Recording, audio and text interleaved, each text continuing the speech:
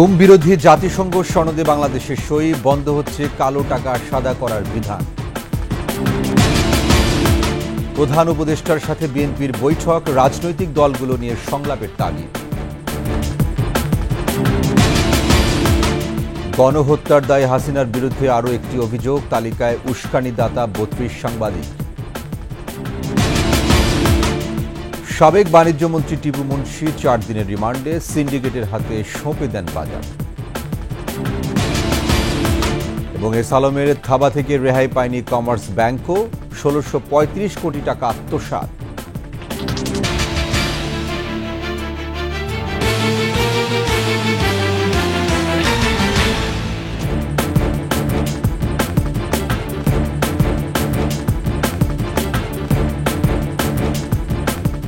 শুনছিলেন first security ইসলামী bank PLC সংবাদ শিরোনাম। আমন্ত্রণ রাতের ২১ সংবাদ, সাথে আছি আমি ওয়াহিদুজ্জামান। দর্শক, ২১ টেলিভিশনের সংবাদ একই সাথে সরাসরি দেখতে পাবেন আমাদের ফেসবুক পেজ www.facebook.com/2124live। এছাড়া সাবস্ক্রাইব করতে পারেন www.youtube.com/21ETV চ্যানেলে। এছাড়া সংবাদ আরও থাকছে: দখল, বাণিজ্য আর দুর্নীতিতে টুকুর অঢেল অবৈধ সম্পদ, পাবনায় ছিল ত্রাসের রাজত্ব।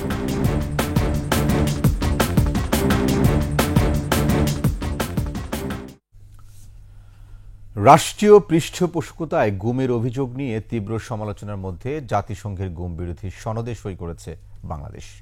উপদেষ্টা পরিষদের সভায় চুক্তিতে সই করেন অন্তর্বর্তী সরকারের প্রধান উপদেষ্টা ডক্টর মোহাম্মদ ইউনূস।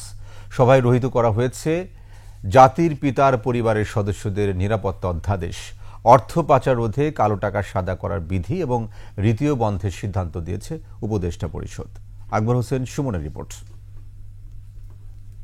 রাষ্ট্রীয় অতিথি ভবন যমুনায় প্রধান উপদেষ্টার সভাপতিত্বে অন্তর্বর্তী সরকারের উপদেষ্টা পরিষদের চতুর্থ সভা।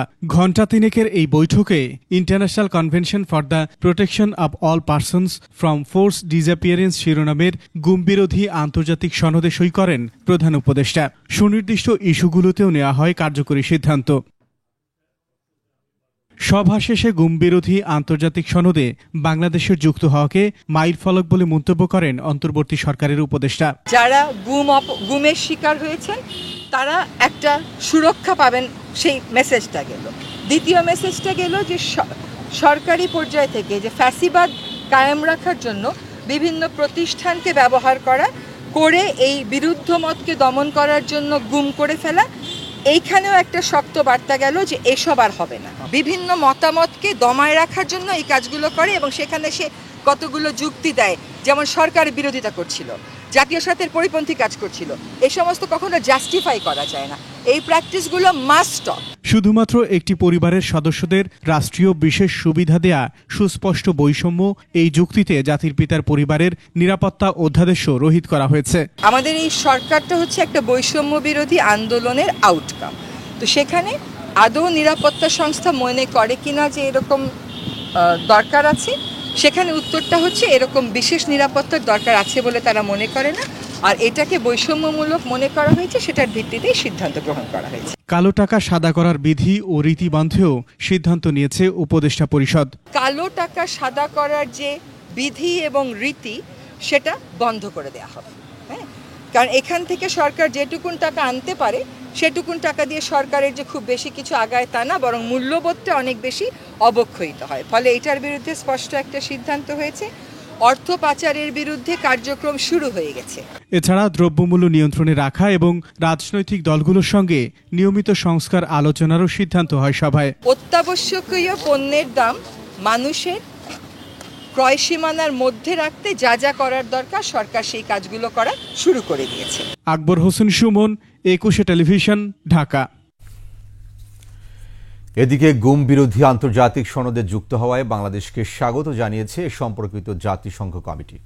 সামাজিক মাধ্যম এক্সে দেয়া বার্তায় তারা জানায়, অন্তর্বর্তী সরকারের এই সিদ্ধান্তের মধ্য দিয়ে বাংলাদেশের সব শ্রেণী পেশার মানুষ উপকৃত হবে। তারা আশা করেন পরবর্তী পদক্ষেপ হবে সনদের ৩১ ও ৩২ নম্বর ধারাকে স্বীকৃতি দেয়া। আগামী ৯ অক্টোবর থেকে শুরু হওয়া জাতিসংঘ মানবাধিকার কাউন্সিলের ৫৭তম অধিবেশনে গুম বিরোধী সনদে যুক্ত হওয়ার বিষয়ে আনুষ্ঠানিকভাবে জানানো হবে।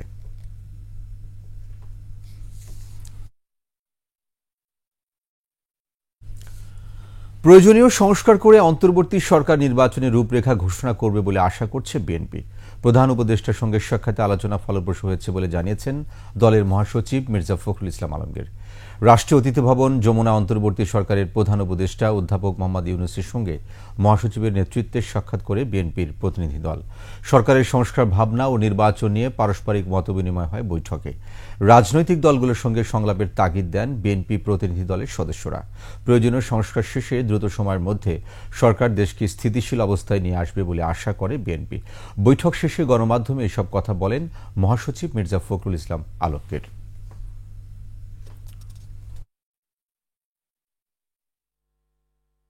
ফলপ্রসূ আলোচনা হয়েছে এবং আমরা অত্যন্ত আশাবাদী হয়েছি যে এই অন্তর্বর্তীকালীন সরকার যার নেতৃত্বে প্রফেসর ইউনূস রয়েছেন তারা তাদের আন্তরিকতা, দেশপ্রেম, যোগ্যতা দিয়ে খুব দ্রুত তারা একটা স্টেবল অবস্থায় নিয়ে আসতে পারবেন এবং একই সঙ্গে তারা একটা নির্বাচনের দিকেও যেতে পারবেন। জুলাই গণহত্যার ঘটনায় শেখ হাসিনা সহ 52 জনের বিরুদ্ধে আন্তর্জাতিক অপরাধ ট্রাইব্যুনালের তদন্ত সংস্থার অভিযোগ দাখিল করা হয়েছে। গণহত্যায় উস্কানি দেওয়ার দায়ে ওই তালিকায় রয়েছেন 32 জন সিনিয়র সাংবাদিক। বৃহস্পতিবার এসব তথ্য জানান অভিযোগকারীর আইনজীবী গাজী এইচ তামিম। শাকের আরজুর রিপোর্ট। গত 5 আগস্ট রাজধানীর শ্যামলীর রিং রোডে বিজয় মিছিল চলাকালে গুলিতে নিহত হয় রিহান। সে মিরপুর বিসিআইসি কলেজের একাদশ শ্রেণীর শিক্ষার্থী ছিল। আইনশৃঙ্খলা বাহিনীর গুলি চলাকালে রিহানের মুখে, মাথায় ও গলায় গুলি লাগে। এতে ঘটনাস্থলেই সে মারা যায়।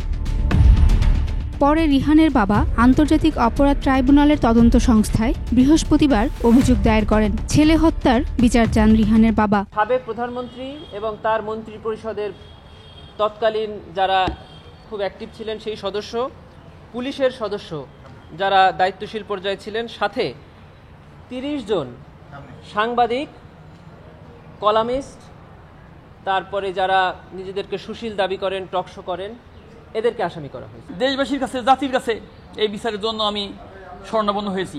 ছেলে বিচার, হত্যার বিচার চেয়ে। আইনজীবী জানান, গত 3 জুলাই সাবেক প্রধানমন্ত্রীর সঙ্গে দেখা করে সিনিয়র সাংবাদিকরা পাশে থাকার আশ্বাস দেন এবং চীন সফর থেকে ফেরার পর প্রধানমন্ত্রীর প্রেস কনফারেন্সে সাংবাদিকদের প্রশ্ন করে উস্কানোর বিষয়টিও অভিযোগে আনা হয়েছে। বেশ কয়েকজন সাংবাদিকের প্রশ্নে প্রধানমন্ত্রী উত্তেজিত হয়ে এই ছাত্র জনতাকে, আন্দোলনরত ছাত্র জনতাকে রাজাকারের বাচ্চা, রাজাকারের নাতিপুতি, এই জাতীয় কথাবার্তা বলে তাদের উপরে গণহত্যা চালানোর জন্য উনি উস্কানি দেন। সে কারণে সে সকল সাংবাদিক, মিডিয়াকর্মী এবং সুশীলদেরকেও এই মামলা আসামি করা হয়েছে। নাইমুল ইসলাম খান, ইকবাল সোভান চৌধুরী, ফরিদা ইয়াসমিন, শ্যামল দত্ত, মোজাম্মেল বাবু, আরও অজ্ঞাতনামা কতিপয় সাংবাদিকদের নাম বলা হয়েছে। এ নিয়ে সাবেক প্রধানমন্ত্রী শেখ হাসিনার বিরুদ্ধে 8টি অভিযোগ আনা হয়েছে। এর আগে গত 14 আগস্ট গণহত্যা ও মানবতাবিরোধী অপরাধের অভিযোগে সাবেক প্রধানমন্ত্রী শেখ হাসিনা সহ 10 জনের বিরুদ্ধে আন্তর্জাতিক অপরাধ ট্রাইব্যুনালের তদন্ত সংস্থায় আবেদন করা হয়। শাকের আরজু, 21 টেলিভিশন, ঢাকা। ক্ষমতাচ্যুত প্রধানমন্ত্রী শেখ হাসিনার বেসরকারি শিল্প বিনিয়োগ উপদেষ্টা সালমান এফ রহমান ও সাবেক আইনমন্ত্রী আনিসুল হকের আবারও 5 দিনের রিমান্ড মঞ্জুর করেছেন আদালত। বৈষম্য বিরোধী ছাত্র আন্দোলনে রাজধানীর বাড্ডায় সুমন শিকদার নামে যুবক হত্যা মামলায় তাদের ফের রিমান্ডে নেওয়া হলো। এছাড়া আদাবরে পোশাক শ্রমিক রুবেল হত্যা মামলায় সাবেক এমপি সাদেক খান ও বরখাস্ত সেনা কর্মকর্তা জিয়াউল আহসানের 5 দিনের রিমান্ড মঞ্জুর করা হয়েছে। বৃহস্পতিবার সকালে ঢাকার মেট্রোপলিটন ম্যাজিস্ট্রেট নুরুল হুদা চৌধুরী আদালত আসামিদের উপস্থিতিতে এইসব আদেশ দেন। শুনানির শুরুতে প্রত্যেকের 10 দিনের রিমান্ড মঞ্জুর চেয়ে আবেদন করে পুলিশ।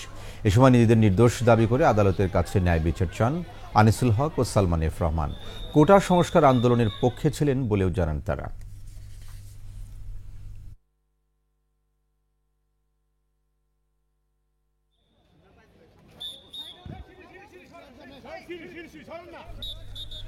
রাজধানীর বাড্ডা থানার হত্যা মামলায় সাবেক বাণিজ্যমন্ত্রী টিপু মুন্সিকে 4 দিনের রিমান্ড মঞ্জুর করা হয়েছে। এর আগে বুধবার রাত 2:45টার দিকে রাজধানীর গুলশান এলাকা থেকে টিপু মুন্সিকে গ্রেপ্তার করা হয়। ছাত্র জনতার আন্দোলনের মুখে 5 আগস্ট আওয়ামী লীগ সরকারের পতন হলে টিপু মুন্সি আত্মগোপনে চলে যান। তৈরি পোশাক খাতের ব্যবসায়ী থেকে রাজনীতিতে নামা টিপু মুন্সি রংপুর ৪ আসনের সাবেক সংসদ সদস্য ছিলেন। ২০১৮ সালে ওই আসন থেকে টানা তৃতীয় মেয়াদে এমপি হয়ে পেয়েছিলেন বাণিজ্য মন্ত্রীর দায়িত্ব। ক্ষেত্রে এইটার সমস্ত তথ্য উপাত্ত বের করার জন্য ৮ দিনের রিমান্ড চাওয়ায় রাষ্ট্রপক্ষ আমরা ৮ দিনের সমর্থন দিয়েছি, কিন্তু হুজুর আদালত ৪ দিনের রিমান্ড মঞ্জুর করেছেন। দেশের বাজার ব্যবস্থা ধ্বংসের বড় কারিগর ক্ষমতাচ্যুত হাসিনা সরকারের বাণিজ্য মন্ত্রী টিপু মুন্সি। নিত্যপণ্যের বাজারকে সঁপে দিয়েছেন এস আলম সহ বিতর্কিত ব্যবসায়ী সিন্ডিকেটের কাছে। ভোক্তারা এখন অসহায়। বাণিজ্যের আড়ালে সবচেয়ে বেশি অর্থ পাচার হয়েছে টিপু মুন্সির আমলেই।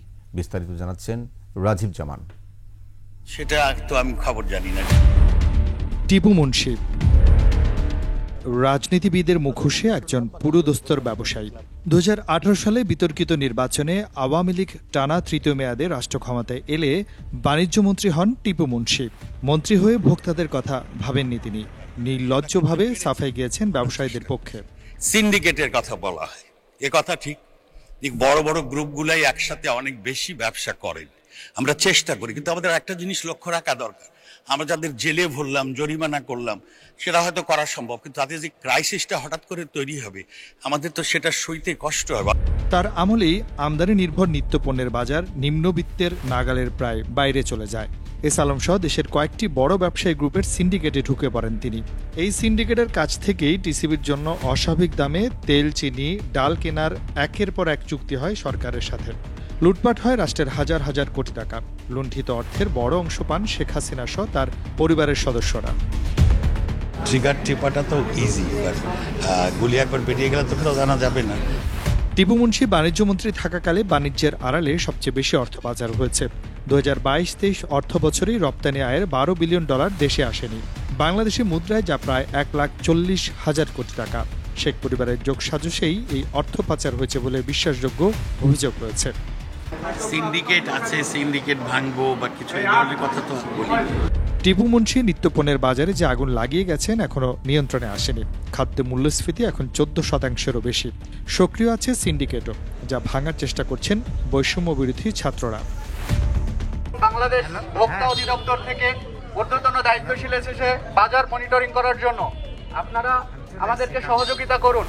দেশের বাজার ব্যবস্থা ধ্বংসের জন্য টিপু মুন্সির অপকর্মকে মনে রাখবে প্রজন্ম থেকে প্রজন্ম, এমনটাই বলছেন বিশ্লেষকরা।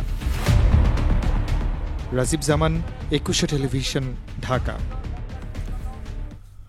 দুর্বল কমার্স ব্যাংকও এস আলমের থাবা থেকে রেহাই পায়নি। অভিনব কৌশলে সেখান থেকে ১৬৩৫ কোটি টাকা আত্মসাৎ করেছে এস আলম গ্রুপ। এফডিআর এর নাম করে তাদের মালিকানাধীন অন্য প্রতিষ্ঠানে এই অর্থ সরিয়ে নেওয়া হয়েছে। সঞ্জয় অধিকারীর রিপোর্ট। কমার্স ব্যাংকে সরকারি ব্যাংক ও প্রতিষ্ঠানগুলোর শেয়ার রয়েছে ৫১%, অথচ ২০১৬ সালে ব্যাংকটির পুরো নিয়ন্ত্রণ নেয় বিতর্কিত এস আলম গ্রুপ। ক্ষমতাচ্যুত প্রধানমন্ত্রী শেখ হাসিনার আশীর্বাদ থাকায় কোনো নিয়মনীতির তোয়াক্কা করেনি ব্যবসায়ী গ্রুপটি। নিজেদের পছন্দমতো চেয়ারম্যান এবং ব্যবস্থাপনা পরিচালক নিয়োগ দিয়েই শুরু করে অর্থ আত্মসাৎ। কিছু ক্ষেত্রে অভিনব কৌশল নেয় এস আলম গ্রুপ। প্রথমে কমার্স ব্যাংকের অর্থ এফডিআর এর নামে নিজেদের নিয়ন্ত্রণাধীন অন্য ব্যাংক ও আর্থিক প্রতিষ্ঠানে সরানো হয়। তারপর সেসব প্রতিষ্ঠান থেকে নামে বেনামে সেই অর্থ তুলে নেওয়া হয়।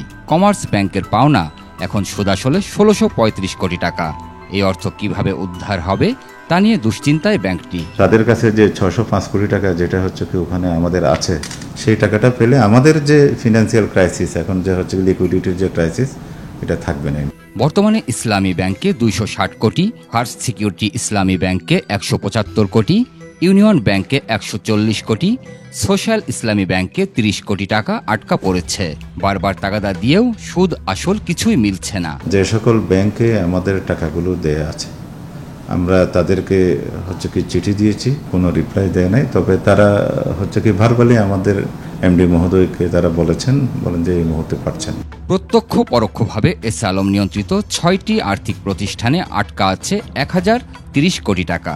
এর মধ্যে আভিভা ফাইন্যান্সে ৩৬০ কোটি, পিপলস লিজিংয়ে 250 কোটি, ইন্টারন্যাশনাল লিজিংয়ে 235 কোটি, বাংলাদেশ ইন্ডাস্ট্রিজ অ্যান্ড ফাইন্যান্স কোম্পানিতে 129 কোটি, এফএএস ফাইন্যান্সে 33 কোটি, প্রিমিয়ার লিজিংয়ে 10 কোটি এবং ফার্স্ট ফাইন্যান্সে 13 কোটি টাকা পাওনা। এনবিএফআইতে অনেক সময় গেলে ওখানে হচ্ছে কি যথাযথ লোক পাওয়া যায় না, ওদের অফিসগুলোতে আসলে ম্যান পাওয়ার ভাবে আমরা হচ্ছে কি তাদের সাথে যোগাযোগ করতে পারি না।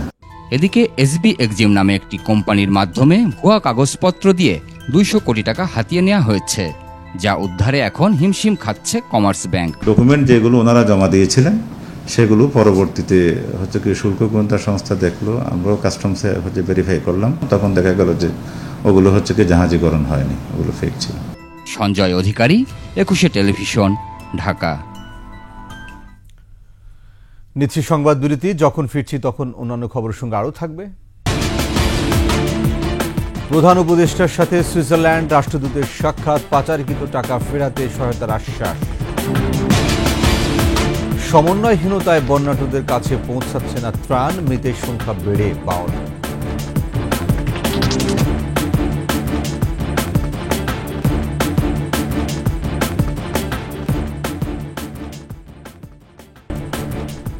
আবারও আমন্ত্রণ রাত 11টার 21 সংবাদ।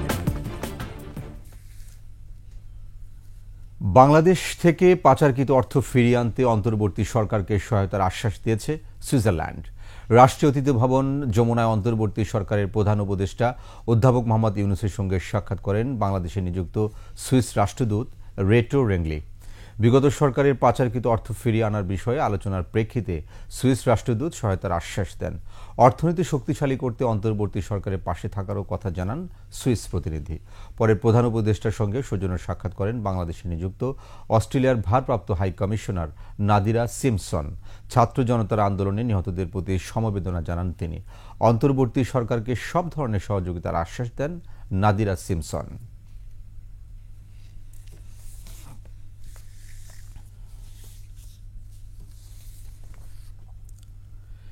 ফেনীতে বন্যা পরিস্থিতির কিছুটা উন্নতি হলেও অবনতি হয়েছে লক্ষ্মীপুরে প্লাবিত নতুন এলাকা। সমন্বয়হীনতায় দুর্গত অনেক এলাকায় পৌঁছাচ্ছে না ত্রাণ, বাড়ছে স্বাস্থ্য ঝুঁকিও। বিদ্যুৎ না থাকায় চরম দুর্ভোগে পড়েছে মানুষ। বিস্তারিত ডেস্ক রিপোর্টে। বন্যায় ভাসছে দক্ষিণ পূর্বাঞ্চল, তলিয়ে গেছে 11 জেলার প্রত্যন্ত অঞ্চল। কয়েক জেলায় পরিস্থিতি উন্নতি ঘটলেও এখনও দুর্ভোগে ফেনী ও লক্ষ্মীপুরের মানুষ। ফেনীর দাগনভূঞা ও সোনাগাজী উপজেলার কিছু এলাকায় লোকালয়ে পানি থাকলেও অন্যান্য উপজেলার বেশিরভাগ এলাকা থেকে নেমে গেছে পানি। বন্যায় জেলায় এই পর্যন্ত 24 জনের মৃত্যু হয়েছে। এখন পানি একদম আস্তে আস্তে নামতেছে, যা স্বাভাবিক হচ্ছে আস্তে আস্তে। এখনো ঘরে আমরা কোমর পানির মধ্যে বহুত কষ্ট করতে আছি। এখন আমরা কোনো খানা ফানা কিছু হয় না, আমরা ফলাঞ্চল বহুত কষ্টের মধ্যে আছি। পানি আইসা আমাদের গদ্দুয়ার বাসায় লেগেছে এবং ভাঙি ফেলাইছে। আমরা একটা হাঁড়ি ভাতিলেও কোনো মুহূর্ত থেকে নিতে পারি নাই, এমন কষ্টে আছি। লক্ষ্মীপুরে বন্যা বেড়ে চলায় দুর্ভোগে পড়েছে বানভাসী মানুষ। নৌকা না থাকায় পর্যাপ্ত পরিমাণ ত্রাণ পৌঁছাতে পারছে না। দুর্গত এলাকার বাসিন্দারা পানিবাহিত নানা জটিল রোগের শঙ্কায় রয়েছেন। সবচেয়ে বেশি স্বাস্থ্য ঝুঁকিতে রয়েছে বৃদ্ধ এবং শিশুরা। পানি আমাদের সব দিকে আমাকেও ক্ষতি হইতে আছে, আমরা মরি যাইতে আছি, খানা রান্না বাড়া কিছু করতে পারি না। অন্যদিকে মৌলভীবাজারে বন্যা পরিস্থিতি উন্নতির দিকে। কোমলগঞ্জ, কুলাউড়া ও জুড়ি উপজেলায় বিভিন্ন এলাকায় এখনও পানিবন্দী রয়েছে অনেক মানুষ। রয়েছে বিশুদ্ধ পানি ও গোখাদ্যের সংকট। জুড়ি নদীর পানি ভবানীপুর এলাকা থেকে আজ 135 সেন্টিমিটার উপর দিয়ে প্রবাহিত হচ্ছে বলে জানায় পানি উন্নয়ন বোর্ড। এদিকে মৌলভীবাজারের কোমলগঞ্জে মেডিকেল ক্যাম্প করে সেবা প্রদান করছে BGB. Mahiya Rahman, text report, 21 television. এদিকে বন্যা আক্রান্ত 11 জেলায় এখন পর্যন্ত 52 জনের মৃত্যু হয়েছে বলে জানিয়েছে দুর্যোগ ব্যবস্থাপনা ও ত্রাণ মন্ত্রণালয়। নিয়মিত ব্রিফিংয়ে মন্ত্রণালয়ের অতিরিক্ত সচিব আলিউর রেজা আরও জানান, শুধু ফেনীতেই মারা গেছে 17 জন। জেলার 68টি উপজেলা প্লাবিত অবস্থায় রয়েছে এবং ইউনিয়নের সংখ্যা হচ্ছে 492। দুই ক্ষেত্রেই কিন্তু কমেছে। আর পানিবন্দী পরিবারের সংখ্যা 11 জেলায় 10,72,579টি। ক্ষতিগ্রস্ত লোক সংখ্যা হচ্ছে 54,80,463। বন্যার্তদের সহায়তায় বিভিন্ন ব্যক্তি ও প্রতিষ্ঠান অনুদান দিচ্ছেন প্রধান উপদেষ্টা ত্রাণ তহবিলে। সচিবালয়ে এই অনুদান গ্রহণ করেন দুর্যোগ ব্যবস্থাপনা ও ত্রাণ উপদেষ্টা ফারুকী আজম। এ সময় বলেন, গেল 2 দিনে তহবিলে সংগ্রহ হয়েছে প্রায় 6,10,00,000 টাকা। উপদেষ্টা বলেন, মানুষ যেভাবে বন্যার্তদের সহায়তায় এগিয়ে এসেছে তাতে দুর্যোগ মোকাবেলায় বেশি বেগ পেতে হবে না। আক্রান্ত মানুষের দোরগোড়ায় ত্রাণ সামগ্রী পৌঁছে দিতে সরকার নিরলস কাজ করছে বলেও জানান ফারুকী আজম।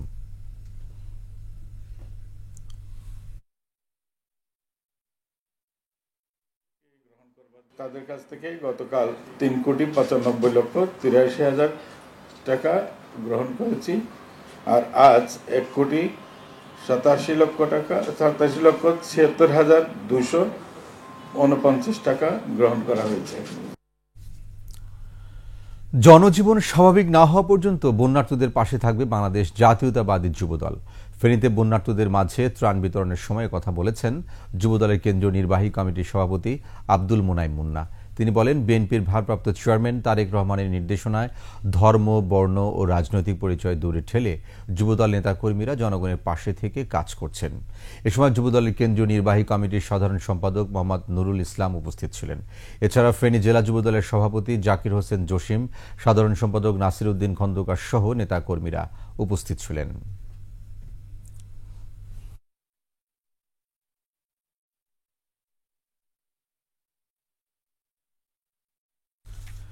দেশের স্বাধীনতার সার্বভৌমত্বের ক্ষতি করে বিএনপি কারোর সাথে সম্পর্ক রাখতে চায় না বলে মন্তব্য করেছেন দলের স্থায়ী কমিটির সদস্য আমির খসরু মাহমুদ চৌধুরী। আর শেখ হাসিনাকে দেশে এনে বিচারের মুখোমুখি করার দাবি জানিয়ে অন্তর্বর্তী সরকারের রাষ্ট্র সংস্কারে রাজনৈতিক দলগুলোকে কাজে লাগাতে হবে বলে মন্তব্য করেছেন বিএনপির সিনিয়র যুগ্ম মহাসচিব রুহুল কবির রিজভী। মাহমুদ হাসানের প্রতিবেদন। গুলশানে বিএনপি চেয়ারপারসনের কার্যালয়ে রাশিয়ার রাষ্ট্রদূতের সাথে বৈঠক শেষে সাংবাদিকদের সাথে মতবিনিময় করেন দলের স্থায়ী কমিটির সদস্য আমির খসরু মাহমুদ চৌধুরী। জানান, দেশ ও জনগণের স্বার্থ প্রাধান্য দিয়ে মৌলিক বিষয়গুলোতে কিভাবে কাজ করা যায় সে বিষয়ে রুশ রাষ্ট্রদূতের সাথে আলোচনা হয়েছে। রাশিয়ায় বাংলাদেশের পণ্যের বাজার প্রসারের বিষয়েও আলোচনা হয়েছে বৈঠকে। বিএনপির পররাষ্ট্রনীতি হচ্ছে আমরা সবার সাথে সুসম্পর্ক রেখে যে দুই দেশের মধ্যে যে কম্পারেটিভ অ্যাডভান্টেজগুলো আছে সেগুলোর সুযোগ নিতে হবে। বাংলাদেশে যেখানে কম্পারেটিভ অ্যাডভান্টেজ আছে আমরা সেই সুযোগগুলো নিতে চাই, এবং সম্পর্ক হতে হবে পরস্পরের লাভবান হতে হবে, পরস্পরের প্রতি সম্মানবোধ থাকতে হবে এবং মিউচুয়াল রেসপেক্ট থাকতে হবে, মিউচুয়ালি বেনিফিটেড হতে হবে। সেই বিষয়গুলো উঠে আসছে, এবং সেক্ষেত্রে বাংলাদেশের যেখানে সম্ভাবনা আছে রাশিয়ার যদি সম্ভাবনা এখানে থাকে, বাংলাদেশের মানুষের স্বার্থ রক্ষা করে, বাংলাদেশের স্বার্থ রক্ষা করে সম্পর্ক গড়ে উঠবে। এদিকে নয়াপল্টনে বিএনপির কেন্দ্রীয় কার্যালয়ে সংবাদ সম্মেলন করেন দলের সিনিয়র যুগ্ম মহাসচিব রুহুল কবির রিজভী। বলেন, পলাতক হাসিনার পুত্র সজীব ওয়াজেদ জয় দেশে বিশৃঙ্খলা সৃষ্টির চেষ্টা করছে। প্রশাসন সহ রাষ্ট্রের প্রতিটি সেক্টরকে স্বৈরাচারের দোষর মুক্ত করতে হবে, দুর্নীতিবাজদের আইনের আওতায় আনতে হবে, অবিলম্বে স্বৈরাচারী শেখ হাসিনাকে দেশে এনে বিচারের মুখোমুখি করতে হবে। এখন সময় এসেছে গত 16 বছর যারা নির্যাতন চালিয়েছেন তাদের প্রকৃত তালিকা করে বিচার করার। বেগম জিয়ার বর্তমান অবস্থার জন্য আইনজীবী কাজল খুরশিদদের দায়ী করে এই মাফিয়া চক্রের দৃষ্টান্তমূলক শাস্তি দাবি করেন রুহুল কবির রিজভী। পিপি মোশাররফ হোসেন কাজল ও দুদকের আওয়ামী লীগের দালাল প্রধান আইনজীবী খুরশিদ আলম খান। মাহমুদ হাসান, একুশে টেলিভিশন, ঢাকা। দুর্নীতি দমন কমিশনের করা আলাদা 3 মামলায় খালাস পেয়েছেন বিএনপির স্থায়ী কমিটির সদস্য মির্জা আব্বাস। বৃহস্পতিবার ঢাকার বিশেষ জজ আদালতের বিচারক তাকে খালাস দেন। এছাড়া জ্ঞাত আয়ের বহির্ভূত সম্পদ অর্জন এবং সম্পদের তথ্য গোপন সংক্রান্ত অপর একটি দুর্নীতি মামলায় মির্জা আব্বাস ও তার স্ত্রী আফরোজা আব্বাসকে অব্যাহতি দিয়েছেন আদালত। এদিন দুপুরে মির্জা আব্বাস ও তার স্ত্রী আফরোজা আব্বাস আদালতে উপস্থিত হন। অভিযোগ সন্দেহভাবে প্রমাণিত না হওয়ায় বিচারক তাদের খালাস দেন। এর আগে গত 22 আগস্ট আদালত রাষ্ট্রপক্ষ ও আসামি পক্ষের যুক্তিতর্ক উপস্থাপন শেষে রায়ের জন্য 29 আগস্ট দিন ধার্য করেছিলেন।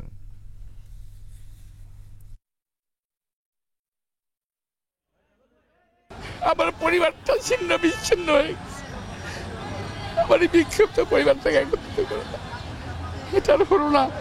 একটা ভাই মারা গেল আমেরিকাতে, একটা ভাই দীর্ঘদিন বাইরে আছে। আমি দীর্ঘদিন অসুস্থ অবস্থায় এই কোর্টের বারান্দায় আপনারা দেখেছেন আমাকে বহুবার। 17 বছরের পরিশ্রম আল্লাহর রহমতে এই রায় আমরা অর্জন করেছি। ক্রিমিনাল ল অ্যামেন্ডমেন্ট অ্যাক্টের 10(4) বিধান অনুযায়ী তারা এই মামলার কোনো ভিত্তি নাই বা এই অভিযোগের কোনো ভিত্তি নাই, এই কারণে তারা মামলাটি প্রত্যাহার করে নিয়েছেন এবং এই প্রত্যাহারের প্রেক্ষিতে আদালত তাদেরকে সেই মামলা থেকে খালাস প্রদান করেছেন এবং তার মধ্য দিয়ে আজকে জনাব মির্জা আব্বাসউদ্দিন আহমেদ, মিসেস আফরোজা আহমেদ 3টি মামলা থেকে বেকসুর খালাস পেয়েছে। ছাত্র আন্দোলন এবং শাপলা চত্বরের হত্যাকাণ্ড নিয়ে জাতিসংঘকে তদন্তের আহ্বান জানিয়েছে বাংলাদেশ জামায়াতে ইসলামী। জাতিসংঘ প্রতিনিধি দলের সঙ্গে বৈঠক শেষে সাংবাদিকদের সঙ্গে কথা বলেন জামায়াতের নায়েবে আমির আব্দুল্লাহ মোহাম্মদ তাহের। আমরা উল্লেখ করেছি হেফাজতের যে সমাবেশ ছিল সেই সমাবেশে মাস কিলিং হয়েছিল, শত শত লোকের হত্যাকাণ্ড তারা ঘটিয়েছিল শাপলা চত্বরে। আমরা সেটার কথা তাদেরকে বলেছি। আর সর্বশেষ এই মহা গণবিপ্লব, সকল শ্রেণীর মানুষের যে বিপ্লব, ছাত্র জনতার যে বিপ্লব, এই বিপ্লবকে ব্যর্থ করার জন্যে যে নির্বিচারে তারা হত্যাকাণ্ড চালিয়েছিল, এটাকে আমরা বলেছি এটা জেনোসাইড, গণহত্যা।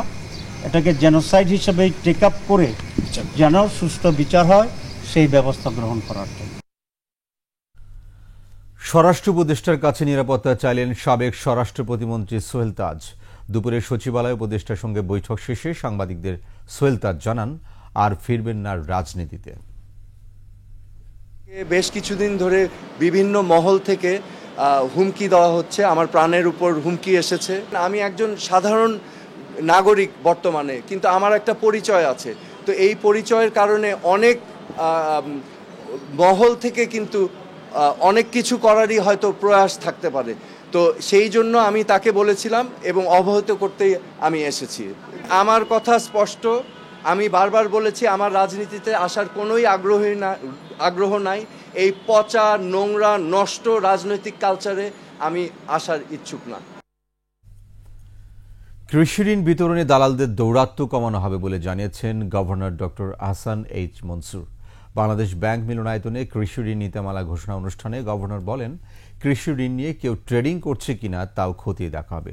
কৃষি ঋণ বিতরণ করে যদি উৎপাদন বাড়ানো যায় তাহলে আমদানি কমবে উল্লেখ করে গভর্নর বলেন, এজন্য ব্যাংকগুলোকে এই ঋণের লক্ষ্যমাত্রা পূরণের নির্দেশ দেওয়া হয়েছে।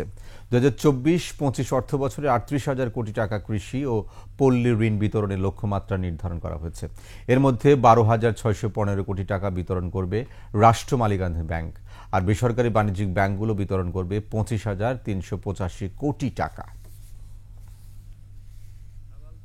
অবস্থানটাকে আমরা নিশ্চিহ্ন করতে পারি কিনা, সরাসরি তাদের অ্যাকাউন্টে আমরা ট্রান্সফার করা একটা অপশন এখন তো করাই যায়, বিকাশের থ্রুতে করা যেতে পারে বা নগদের থ্রুতে করা যেতে পারে। আমরা কৃষি ঋণ ব্যাংক অ্যাকাউন্টই খুলতে হবে এমন তো কোনো কথা নেই। শেখ হাসিনার আমলে নেওয়া মেগা প্রকল্পের নানা দিক খতিয়ে দেখবে অর্থনৈতিক শ্বেতপত্র প্রণয়ন কমিটি। পাশাপাশি অর্থ পাচারে জড়িতরা যাতে শাস্তি পায় সেই ব্যবস্থাও করা হবে বলে জানিয়েছেন কমিটির চেয়ারম্যান ডক্টর দেবপ্রিয় ভট্টাচার্য। তবে কমিটির প্রধান কাজ হবে হাসিনা সরকারের আমলে কোন খাতে কতটা দুর্নীতি হয়েছে তার ব্যাপ্তি নির্ণয় করা। সঞ্জয় অধিকারের রিপোর্টে বিস্তারিত। ছাত্র জনতার আন্দোলনের মুখে ক্ষমতা ছেড়ে পালিয়েছেন শেখ হাসিনা, তবে রেখে গেছেন বিপর্যস্ত অর্থনীতি। কোন খাতে ঠিক কি পরিমাণ লুটপাট হয়েছে তা নিরূপণ করাই এখন বড় চ্যালেঞ্জ। এমন বাস্তবতায় অর্থনীতির ক্ষত নিরূপণ করে তা থেকে উত্তরণের জন্য 12 সদস্যের অর্থনৈতিক শ্বেতপত্র প্রণয়ন কমিটি গঠন করেছে সরকার। এরই মধ্যে কাজ শুরু করেছে কমিটি। এইটা দুর্নীতি ধরার কমিটি না, এইটা হলো দুর্নীতি কেন হয়েছে এবং দুর্নীতির মাত্রাটা কি সেটা বলবে, কিন্তু কে দুর্নীতি করেছে, কি কেন করেছে এইটা বলার আমাদের দায়িত্ব নেই। এইটা সংস্কারের পথকে আলোকিত করবে। আর এর আগে এই সমস্যা যাতে কোনোদিন আবার উদ্ভব না ঘটে, তাহলে সেই ক্ষেত্রে রক্ষা কবচগুলোর কথাও উল্লেখ করা হবে। ডক্টর দেবপ্রিয় জানান, এই কমিটি আর্থিক খাতের সংস্কারে সরকারের উদ্যোগকে সহযোগিতা করবে। পাশাপাশি নবম পঞ্চবার্ষিকী পরিকল্পনা ও বিদ্যমান পরিস্থিতিতে এলডিসি থেকে উত্তরণ কতটা মসৃণ হবে সে বিষয়ে পরামর্শ দেয়া হবে। নবম পঞ্চবার্ষিক পরিকল্পনার অবয়ব কি হবে, তার ভিত্তিটা কি হবে, সেটা সম্বন্ধে একটা ইঙ্গিত থাকবে। আমরা কোনো সংস্কার কর্মসূচি নিয়ে বেরোচ্ছি না। এই সংস্কার কর্মসূচি সরকারের ভিতরে আলোচনা হচ্ছে, আগামীতে হবে। ওই সংস্কার কর্মসূচিকে কিছুটা নির্দেশনা দেওয়া, কিছুটা পথ প্রদর্শন করার জন্য, তার বিভিন্ন তুলনামূলক গুরুত্বকে বোঝার জন্য এই কমিটি কাজ করবে। হাসিনা সরকারের সময় নেয়া মেগা প্রকল্পের নানান দিক খতিয়ে দেখার পাশাপাশি অর্থ পাচারে জড়িতরা যাতে শাস্তি পায়, কমিটি সেই ব্যবস্থা করবে। আর্থিক প্রতিষ্ঠানের পূর্ণাঙ্গ মূল্যায়ন করব না। খুবই গুরুত্বপূর্ণ হলো আর যেন কোনোদিন এগুলি না হয়, এই লোকগুলো যেন শাস্তি পায়, টাকা পাই বা না পাই লোকগুলোকে শাস্তি পেতে হবে। অর্থনৈতিক শ্বেতপত্র প্রণয়ন কমিটি 90 দিনের মধ্যে সুপারিশ সহ প্রতিবেদন অন্তর্বর্তী সরকারের প্রধান উপদেষ্টার কাছে হস্তান্তর করবে। সেটাতে খসড়া আমরা প্রকাশ করে দিব। সঞ্জয় অধিকারী, 21 টেলিভিশন, ঢাকা। আবার আমন্ত্রণ রাত 11টার 21 সংবাদ। শুল্কমুক্ত কোটায় চট্টগ্রাম বন্দর দিয়ে আমদানি করা সাবেক এমপিদের 4টি বিলাসবহুল গাড়ি আটকে দিয়েছে কাস্টমস কর্তৃপক্ষ। এর মধ্যে 2টি গাড়ির বিল অব এন্ট্রি দাখিল করা হলেও অন্য 2টির কোনো কাগজপত্র এখনও জমা দেওয়া হয়নি। সাবেক সংসদ সদস্য ব্রাহ্মণবাড়িয়া 5 আসনের ফৈজুর রহমান, লক্ষ্মীপুর 3 আসনের গোলাম ফারুক পিঙ্কু, নাটোর 1 আসনের আবুল কালাম, কিশোরগঞ্জ 5 আসনের মুজিবুর রহমান মঞ্জু গাড়িগুলো আমদানি করেন। কাস্টমস কর্তৃপক্ষ জানায় গাড়িগুলো 3000 থেকে 4000 সিসির।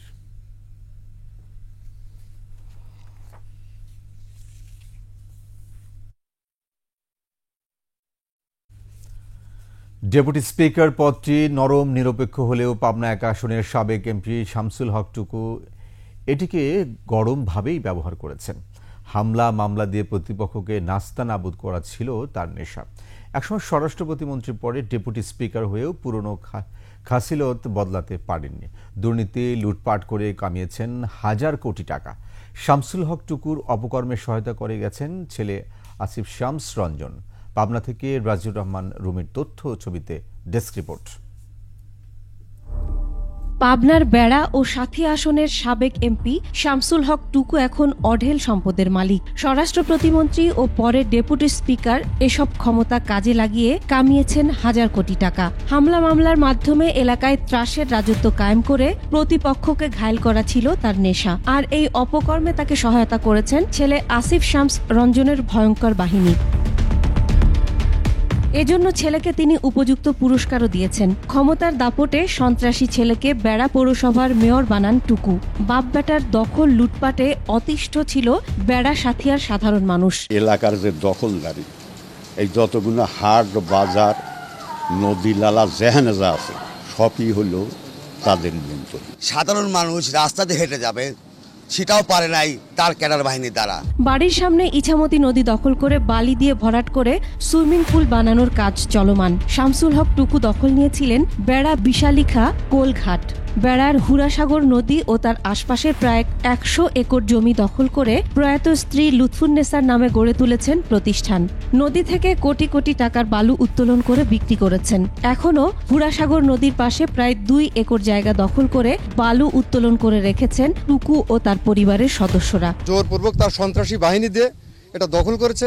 বাকি 50 একর জমি কাকে টাকাও দেয় নাই, কিচ্ছু করে নাই। কেস করেছি, কেসের 144 দ্বারা জারি হয়েছে। সেই 44 দ্বারা জারির কাগজপত্র আইনে আমরা থানাতে দিছি। সে পেপারসে যে আমার কাছে আছে, কিন্তু তারও কোনো প্রতিকার নাই। গত ভোটারবিহীন জাতীয় নির্বাচনে তার বিরুদ্ধে নির্বাচন করায় প্রতিপক্ষের বিরুদ্ধে মিথ্যা মামলা, ব্যবসা বাণিজ্য দখল ও বাড়ি ভাঙচুর সহ পুলিশ দিয়ে নানা হয়রানির অভিযোগ রয়েছে। স্থানীয় নির্বাচন এলেই তার আশীর্বাদ পুষ্টরা বিনা ভোটে নির্বাচিত হতেন। তাদের বিরুদ্ধে কেউ দাঁড়ালে চরম মূল্য দিতে হতো। বালুর ব্যবসা করেও তারা 100 কোটি টাকা ইনকাম করছে। আসেল পার্ক করার জন্য বালু উত্তোলন করছিল। পরবর্তীতে দেখা গেল তারা এই বালু নিয়েও বিক্রি করে খাইছে। কমিটি বাণিজ্য বলেন, দখলবাজিত্ব বলেন, দোকানতালা বলেন, এইগুলো ওনারা করতো। ওনাদের বিপক্ষে কেউ কথা বললেই দোকানতালা, ওনাদের বিপক্ষে কেউ কথা বললেই মসজিদ তালা। বিআইডব্লিউটি এর অনুমোদিত এই ঘাট তাদেরকে দখলে আসতে দিত না। অ্যাডভোকেট শামসুল হক টুকু গ্রেফতার হয় এলাকায় স্বস্তি ফিরেছে। টুকু ও তার ছেলের দৃষ্টান্তমূলক শাস্তির দাবি স্থানীয়দের। Masum আলিসা, desk report, 21 television. শেষ করছি রাতের 21 সংবাদ। যাবার আগে ফার্স্ট সিকিউরিটি ইসলামী ব্যাংক পিএলসি সংবাদ শিরোনামগুলো আরও একবার। গুম বিরোধী জাতিসংঘ সনদে বাংলাদেশের সই বন্ধ হচ্ছে কালো টাকা সাদা করার বিধান। প্রধান উপদেষ্টার সাথে বিএনপির বৈঠক, রাজনৈতিক দলগুলো নিয়ে সংলাপের তাগিদ। গণহত্যার দায়ে হাসিনার বিরুদ্ধে আরও একটি অভিযোগ, তালিকায় উস্কানিদাতা ৩২ সাংবাদিক। সাবেক বাণিজ্যমন্ত্রী টিপু মুন্সি 4 দিনের রিমান্ডে, সিন্ডিকেটের হাতে সঁপে দেন বাজার। সালামের থাবা থেকে রেহাই পায়নি কমার্স ব্যাংক ও ১৬৩৫ কোটি টাকা আত্মসাৎ।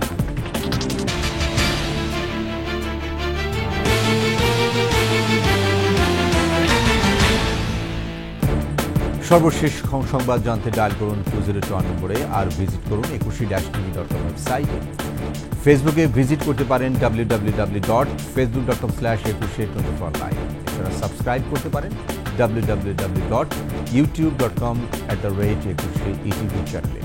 এতক্ষণ সঙ্গে থাকার জন্য ধন্যবাদ। পরবর্তী সংবাদ রাত 12টা 55 মিনিটে দেখার আমন্ত্রণ রইল। 21-এর সাথেই থাকবেন।